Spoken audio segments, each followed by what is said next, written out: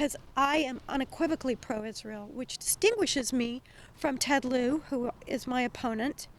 Ted Lieu plays both sides. He gives money to Rashida Tlaib, refuses to censure her for her support for the gruesome, grisly attacks of October 7th.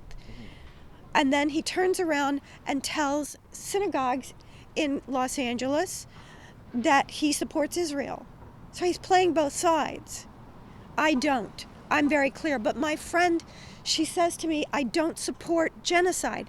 She doesn't understand that the Arab population in that region has increased 470% in the last few decades. That is the farthest thing from genocide. Now, in which region?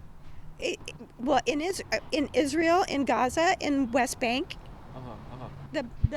the Arab population has grown 470%. There is no genocide. Now, is there a high death toll that we wish was not the case? Yes, these 32,000 people that Hamas, and by the way, the Hamas Health Ministry makes up numbers. They will tell you one day that 500 people died in this bombing, and 600 of them were children. So they exaggerate numbers of women and children, don't they? They predict numbers. Yasser Arafat started this trend years ago. Yeah. He would, if he wasn't getting what he wanted in negotiations, he would swear 5,000 people will die, and then, the conflict would start, the Intifada would start, Israel would have to defend itself, and Arafat would say, see, 5,000 people died. But there's no basis in those numbers.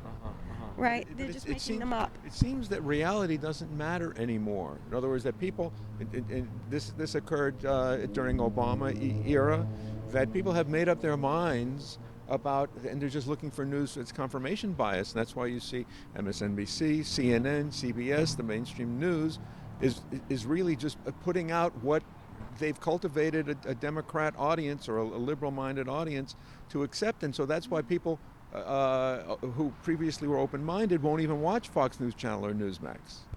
Well, it's interesting that you should say that, because last Friday I was at a Reform synagogue, and I sat down after the service next to a woman who was commenting to her friend. She didn't even notice me yet. She goes, I'm finding myself agreeing with Fox News. She was so bewildered by this. But conditions had changed. Her mind was changing.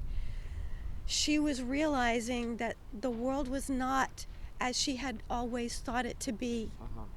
And there is a lot of this evolution going on in the Jewish community. As Joe was talking about, she wants so desperately to change minds. And I am working every week to unite the Jewish community. I go into Reform synagogues, I go into Orthodox and Conservative, and I hear people and I talk to them. I don't accuse anybody. I don't use divisive language. I just calmly provide facts to people.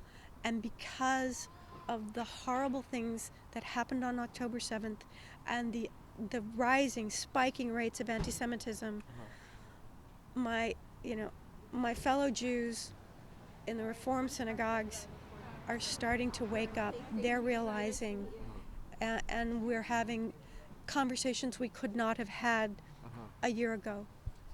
To what extent do you trust the integrity of the tabulating?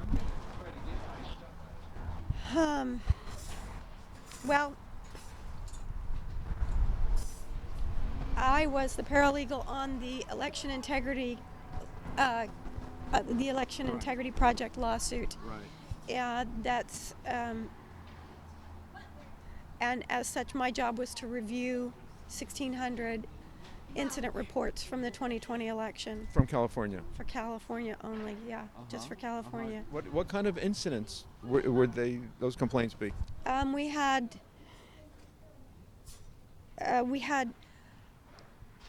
poll workers who were so poorly trained they didn't know better than to accept stacks of unsigned ballots.